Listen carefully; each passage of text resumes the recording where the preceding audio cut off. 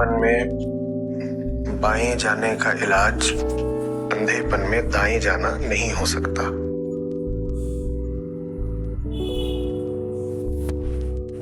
एक प्रकार के अज्ञान का इलाज दूसरे प्रकार का अज्ञान नहीं हो सकता।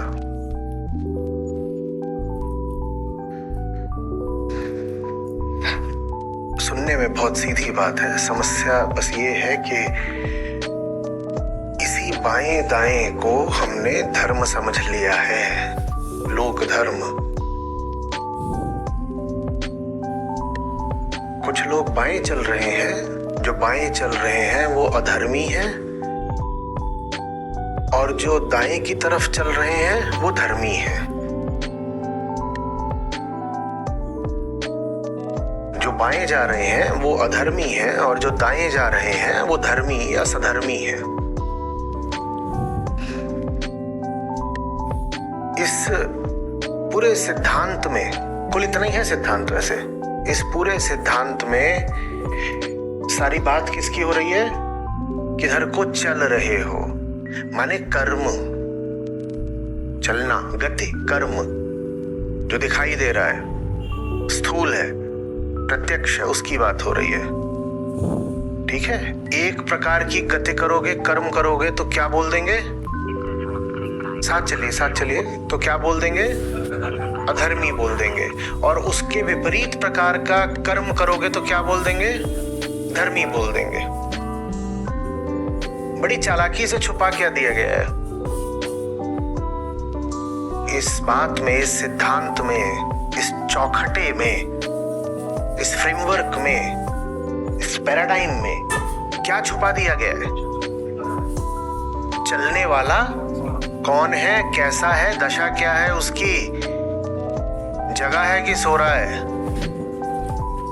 होश में है कि टुन्न है, इसकी बात करनी ही नहीं है, एकदम नहीं करनी है। जो एक प्रकार का काम करता दिखाई दे वो बुरा आदमी है, जो उससे विपरीत प्रकार का काम करता दिखाई दे वो अच्छा आदमी है। ले दे के बस यही है धर्म, यही तो है ना।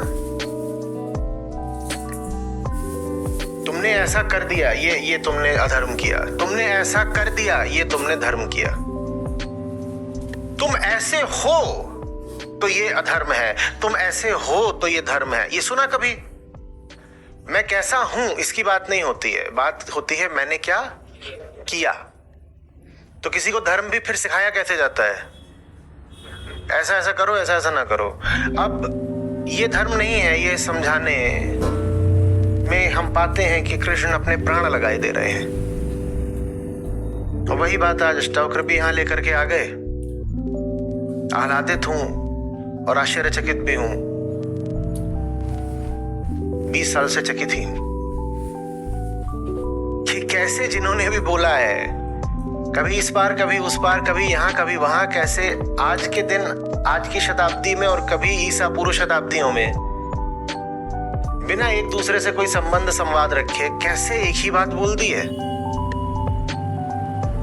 आश्चर्य है।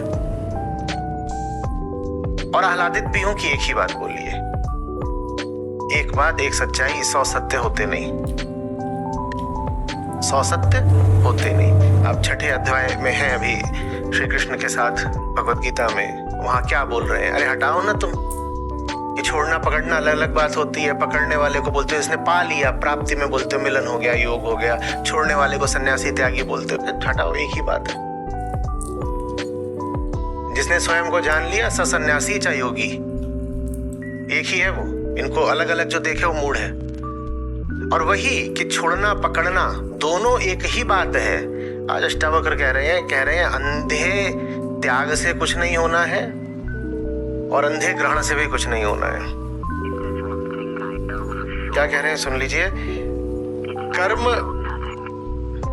कर्म यहां आशय है सकाम कर्म। जिस तरह सकाम कर्म अज्ञान से होता है, उसी तरह त्याग भी अज्ञान से ही होता है। और इस बात को ठीक ठीक समझ कर मैं तो हो गया आत्मस्थ, माने मुक्त। जिस प्रकार एक आदमी अज्ञान के मारे ही कुछ करने निकलता है, उसी तरह अज्ञानवश ही वो कुछ न करने भी निकलता है। न करना माने छोड़ देना, ग्रहण करना, त्यागना, दोनों एक ही बात है। मूल बात क्या है? जो पाने निकला है वो भी सकाम है, और अब अच्छे से समझ लो, जो छोड़ने निकला है उसका त्याग भी सकाम है। अब सकाम कर्म होता है, सकाम ग्रहण होता है, ये सबको दिखाई देता है। कामना हो रही है स्वादिष्ट कुछ मिले, तो ये सकाम, मैंने इसको लिया और ऐसे भोग किया, ये तो सबको दिखाई देता है। पर ये आसानी से नहीं दिखाई देता कि जब हम छोड़ते हैं ना, तो वो भी सकाम ही होता है। हम लोग ऐसे हैं कि बिना कामना के पकड़ तो सकते ही नहीं, छोड़ भी नहीं सकते, लेकिन छोड़ने वाले को लोक धर्म बहुत ऊंची जगह बैठा देता है। अष्टावक्र कह रहे हैं, नीचे उतार उसको, नीचे नीचे उतार, नीचे उतार, नीचे उतार, क्योंकि तू बराबर का सकामी है, बल्कि तू धूर्त है। धूर्त कैसे है? मुझ में कामना है, मैं इसको पकड़ने चला गया, मैं बच्चे जैसा काम करा है। एक तरह की मासूम नादानी है। नादानी तो है, नादानी माने अज्ञान, नादानी तो है, पर उसमें अभी उतना छल नहीं है, क्योंकि मैंने प्रकट ही कर दिया। बच्चा छोटा होता है, देखते हो, वो गेंद चाहिए, गेंद के पीछे हप। अभी यहाँ कोई छोटू हो, उसको यहाँ बुला दो तो सारे खिलौने लेके भगने लगे इधर उधर। उसको चाहिए तो ये बड़ा अच्छा काम नहीं कर रहा है नादानी ही, लेकिन प्रकट नादानी है।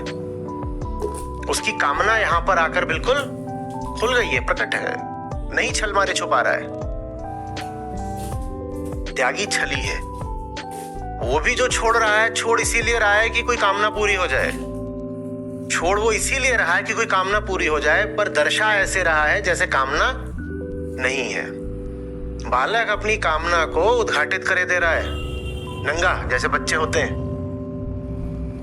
और ये जो त्यागी है, जो लोक धार्मिक बना बैठा है, जो कहता है ये नहीं करूंगा, ये नहीं छूऊंगा, ऐसा नहीं करता, ऐसे खाना नहीं खाता, यहाँ पर जाकर मैंने त्याग किया, इस बात से संन्यास लिया, ये जो करता है ये छली है, ये धोखाधड़ी कर रहा है। क्योंकि तो तुम अज्ञान के केंद्र से रहे हो, और अज्ञान माने कामना तो है ही है। कामना तो हट ही नहीं सकती कर्म से। लिखो, कर्म कामना को नहीं हटा सकता, न त्याग कामना को हटा सकता है। कर्म कामना को नहीं हटा सकता। तुम करते रहो 100 कर्म, इतने सशक्त तरीके से कहा है विद्वानों ने इसको। उन्होंने कहा है तुम जिंदगी भर तीर्थ करते रहो, परिक्रमाएं करते रहो, पूजा पाठ करते रहो, पुण्य कर्म करते रहो, भाई कामना नहीं हटेगी, क्योंकि तुम ये सारे कर्म ही कामना से कर रहे थे। अरे कामना से किए गए कर्म से, कामना की किए गए कर्म के परिणाम से कामना कैसे हट जाएगी? क्या हट जाएगी? दर्द हो रहा है, चीखे मार रहे हो, चीखे मारने से दर्द हट जाएगा क्या? इफेक्ट जो है वो कॉज को हटा सकता है। कार्य क्या कारण को मिटा सकता है? बोलो, कारण से, कॉज से आपने कार्य किया, इफेक्ट है वो। क्या कभी ऐसा हुआ कि कोई इफेक्ट कॉज को हटा दे? ऐसा हुआ? तो आपका त्याग तो आपकी कामना का कार्य है, परिणाम है। सुधर जाऊंगा, नहीं सुधरने वाले अच्छे कर्म जो भी होते हैं, अच्छे कर्म, अध्यात्म में अच्छे बुरे कर्म के लिए कोई जगह नहीं होती। एक तो आपकी आशा है कि अच्छे कर्म करके सुधर जाऊंगा, और बाकी आपका कपट है। आप जानते भी हो